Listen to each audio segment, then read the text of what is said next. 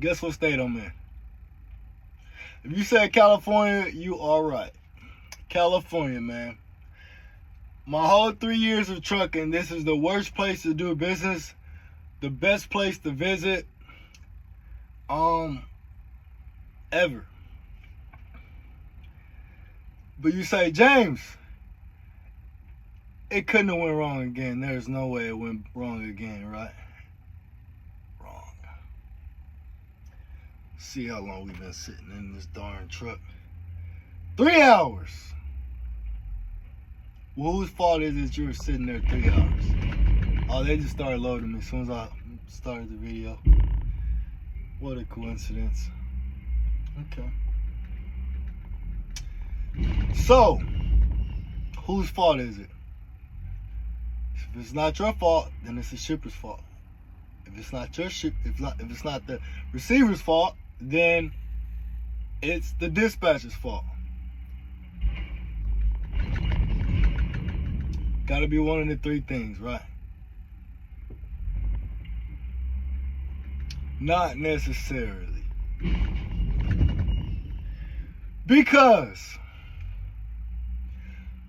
my dispatch told me, when do you think you're gonna make it there? Safe time, 1 o'clock. Said, okay, that's great. Another dispatch calls me the following day. Hey, James, when do you think you're gonna be there? Would you say noon would be a good around time? So yeah, that's fair. That's still close to 1. Yeah. He said, well, you have until 5. So don't worry about it. And this is a guy I speak to all the time. He's always super cool, like never had an issue with him, right? So I get here today, and you know, when you come to California, you know, when you're doing business in California, I'm sure they go through a lot, but 9 times out of 10, the people that you're going to be dealing with are assholes, right? That's just how they are in the West Coast. A lot. I think, you know, that's what they tell me. I have people tell me all the time, you say, don't tell me yes sir, no sir. I'm not that old. I was like, bruh, growing up, well, my dad wasn't like that, but my mom, she was definitely like, yeah, you better say yes ma'am, no ma'am. And if she heard me talking to my dad, if he asked me something and I said no, she'd be like, no what? And then, you know what I mean? But then when he tells me, he's like, don't tell, you ain't gotta call me sir. You know what I'm saying? That's how he was. But, you know, anybody else outside the house, they was like, yes sir, no sir. You know what I mean? Especially some people that played a pivotal part in raising me. But anyway, let me go back to what I was saying. California people tend to be more of, well, business. I'm gonna definitely say business because I know that for sure. Well, I mean, anywhere you go, if you have, if you know, of course you have the wealthy assholes. You know, California is like, doesn't really have a middle class. They have a high class and a lower class. But a lot of people are really cool, laid back, and chill. But then it's like that. It's like either like people are cool, laid back, and chill, or they're assholes. Like no in between, right? So California, coming to do business here, 9 times out of 10 they're going to be assholes, right? It's going to be people you would see and hope that you never saw again, right? So that's what I ran into immediately as soon as I came here. So the guy, I walk in and the guy says,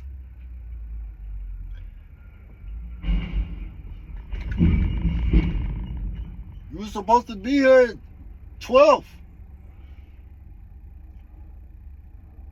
Say, yeah, well, they told me, we said we didn't actually have a solid appointment. He told me I had until 5 to get here. He says, I said, no, I didn't say that. I was like, he didn't speak any English really, so there was nothing much I could say, I guess.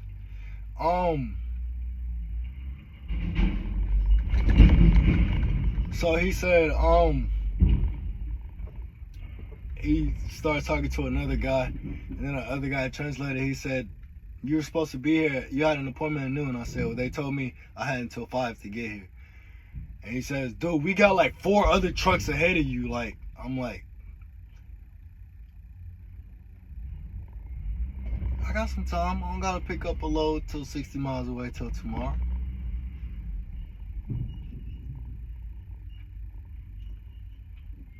Then, what happened after that?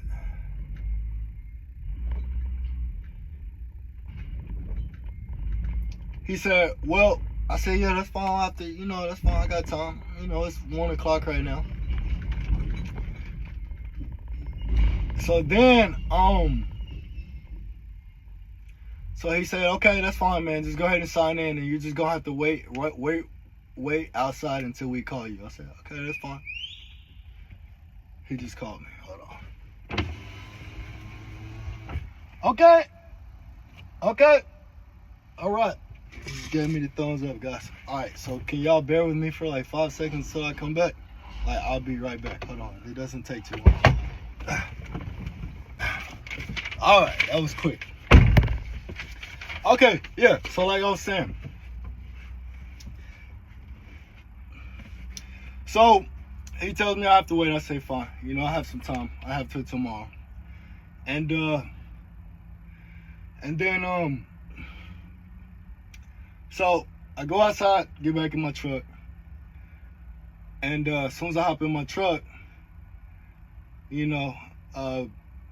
they call me like 5 minutes later, like, hey, go ahead and pull up to this door. Because, in California, there's not any side streets to wait on. I'm in the middle of LA and Long Beach right now, right? So I would love to go down to the beach, but you can't get to the beach unless you go find somewhere to park your truck at 8 in the morning, and then you can park and probably drop your trailer somewhere and then go. But at this point in time, it's 5 o'clock. I'm about to hit the worst traffic, so I'm not in a rush because it's still going to take me hours to get anywhere. And at this point, so yeah, so anyway, but I got another high-paying load coming out of California. I only been making $1.40 a mile. I just made that video like 2 days ago, but I'm actually getting paid over $2 a mile to come here, over $2 a mile to leave. So that was freaking awesome. It was unexpected, and I definitely appreciated that from wherever it came from. Then on top of that, my lawyer has been answering the phone, right? And I got 2 days to get this case done in Alabama, or 2 days till court in Alabama, right? He's going to court for me. He hasn't answered the phone in like a week or two, right? So what I did is I got a text me app, and I said, you know what? Let me call him, see what happens, cause he ain't answering my phone, he ain't answering my logs department's emails, showing that I'm innocent on this, right? So I call him. He doesn't answer. I feel a little bit better about it, okay? So I'm like, now he's not playing games with me. He's just not, he doesn't have a secretary. He's probably just starting off. His career hasn't built himself up to where he needs to hire a secretary yet, right? So he's doing everything. I can get that. So he calls back. Now I'm like, no, he didn't. Hey, what's going on, buddy? He said, so someone just called? I said, yeah, it's your friend James. You've been ignoring my call for like 2 weeks now. He says, oh, I've been out of the office for like a week. I just got back in. And I'm like, you know what? Just play it cool at this point. Just play it cool, play it smart. No problem, man. When do you think, I just want to make sure that, you're going to be there and on Tuesday so we can get this case wrapped up. He says, oh, let me wait till I get back to the office and I'll pull everything up and then I'll give you a call. If you don't hear from me by the end of this week, give me a call. I said, well, I hope that I would hear from you by the end of this week because the court date is Wednesday. And he says, oh, okay, don't worry about it. I'll pull it up as soon as I get back to the office. Anyway, I'm not going to let that situation frustrate me right now because I know I'm innocent. I know that the type of world that we live in. That's why I keep a small circle and I only deal with certain people. When they show me that there's some one way, I never deal with them again.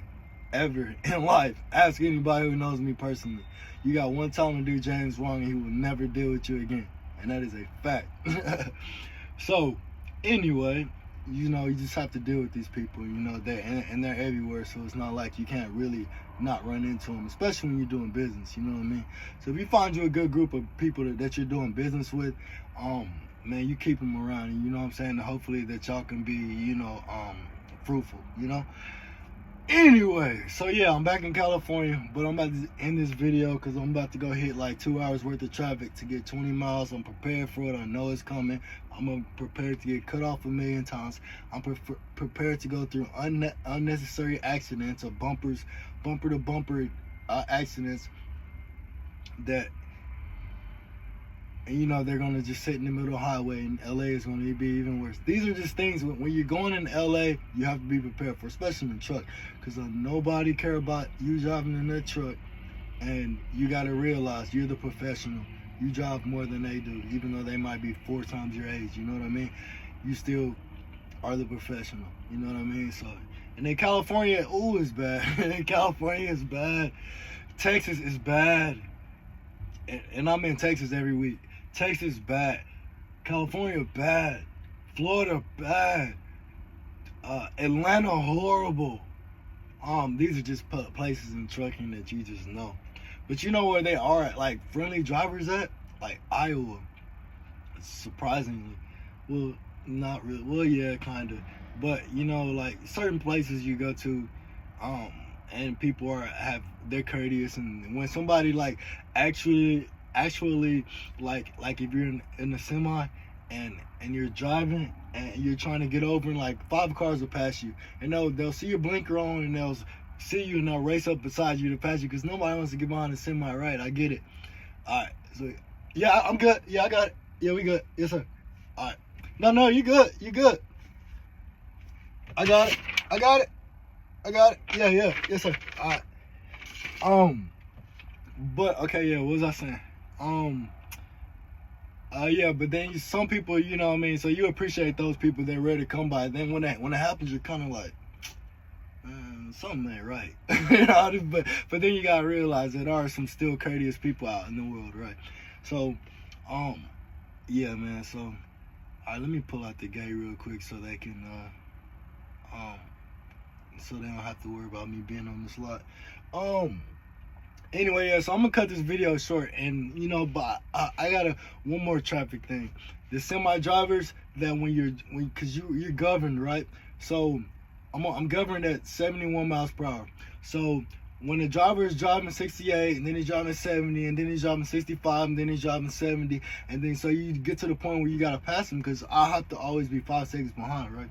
So you get to the point where you want to pass him, and then he speeds back up to 70, and now y'all are stuck like this. And then you have 5 cars behind you like beep, beep, beep. And I'm like, beep. No, I'm like, you want to do something, but you can't. There's nothing you can do about it. So you're just like, ugh. But then you got to realize, like, bro, those people have no idea that you can't drive 70, right? Because if they knew, they'd be on their way to hell, right? But if they don't, you know, I'm just for a figure of speech. You know what I mean? But for now, you know, so obviously they don't know, right? So when they're going fast and they're flipping you off, and you're just like, bro, you have no idea, like there's nothing I can do about it, you know what I mean? So it is what it is. But anyway, yeah, man, I just want to share that with y'all. We in California, we are headed back out, man. We will be out of this bad boy about 1 o'clock tomorrow, man. Y'all have a great day. Drive safe, keep your eyes on the road, man. I'll see y'all back at the gym. All right.